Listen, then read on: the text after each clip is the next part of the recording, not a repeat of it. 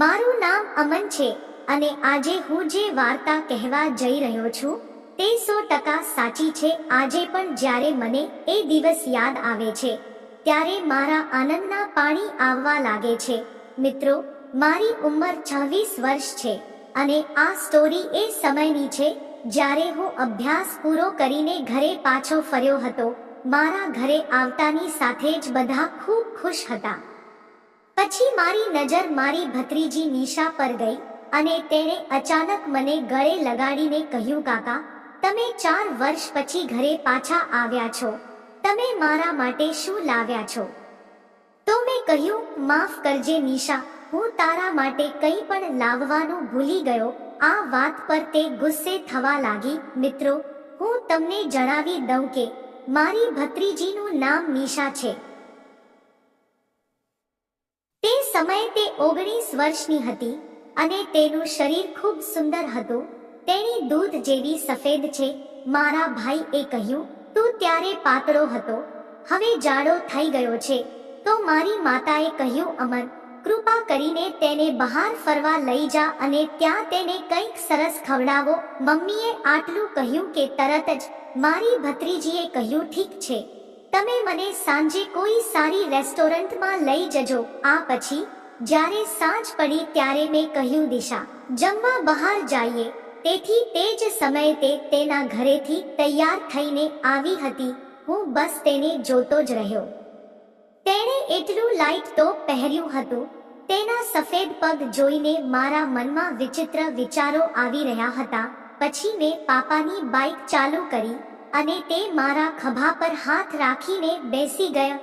ફરતા ફરતા અમે ઘણા લાંબા અંતરે આવી ગયા હતા.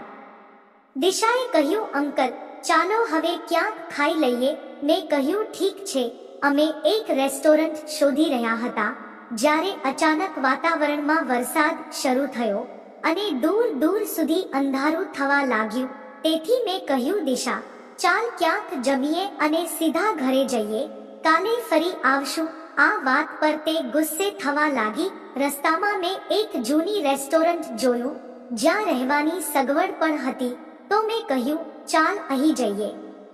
તેણીએ કહ્યું, ઠીક છે કાકા.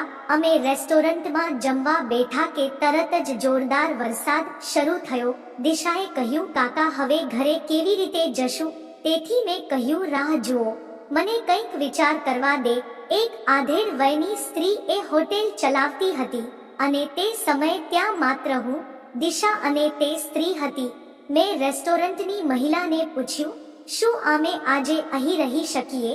તેથી તેણીએ કહ્યું, જરૂર, પરંતુ હું એક રાત્રિ રોકાણ માટે 1000 રૂપિયા લઈશ. મેં કહ્યું, ઠીક છે, ઠીક છે. તેણે અમને રૂમ બતાવ્યો. અમે બંને એ રૂમમાં બેઠા. રૂમમાં એક જ નાનો પલંગ હતો. રાત બહુ થઈ ગઈ હતી એટલે મેં કહ્યું, નિશા, આ તું એક બાજુ સૂઈ જા, હું બીજી બાજુ સૂઈ જઈશ. તો તેણે કહ્યું, અંકલ, મને હાથ પગ મારવાની આદત છે. મેં કહ્યું, ઠીક છે, કોઈ સમસ્યા નથી. પછી અમે બંને સાથે સૂઈ ગયા. મિત્રો, જેવી તેણીએ મારી તરફ પીઠ ફેરવી, હું ફક્ત તેની તરફ જોતો જ રહ્યો. આ જોઈને ને તે હસવા લાગી. તેથી મેં પૂછ્યું, શું થયું? તેણે હસીને કહ્યું, કંઈ નહીં. મેં પૂછ્યું, ના, તું શા માટે હસી, મને કહે. પછી તેણે કહ્યું, મને ખબર નથી કે તમારી પત્નીનું શું થશે. તેથી મેં કહ્યું, હું કશું સમજાયું નહીં કે અર્થ. તેણીએ કહ્યું, તમારું પાનું ખૂબ મોટું છે. આટલું કહીને તે ચૂપ થઈ ગઈ અને ફરી હસવા લાગી. તેથી અમે બંને એકબીજા સાથે મજાકમાં લડવા લાગ્યા. મને અચાનક તેની સાથે રમવાનું મન થયું. તેથી જ હું હવે રમતી વખતે જાણી જોઈને વારંવાર તેની ટ્યુબ સામે મારા પાના ઘસતો હતો.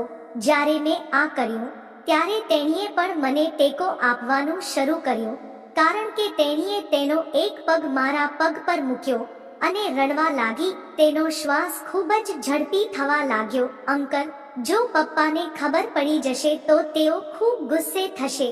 બહાર વરસાદ ચાલુ હતો. વીજળીનો ભડાકો બોલી ગયો હતો. આના પર મેં દિશાને કહ્યું, જો તું ઈચ્છો છો તો કોઈને ક્યારેય કંઈ ખબર નહીં પડે.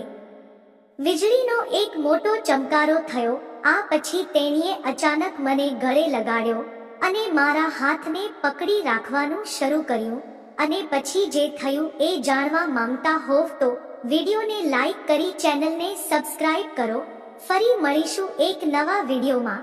ત્યાં સુધી આવજો. વિડીયો પૂરો જોવા બદલ તમારો ખૂબ ખૂબ ધન્યવાદ.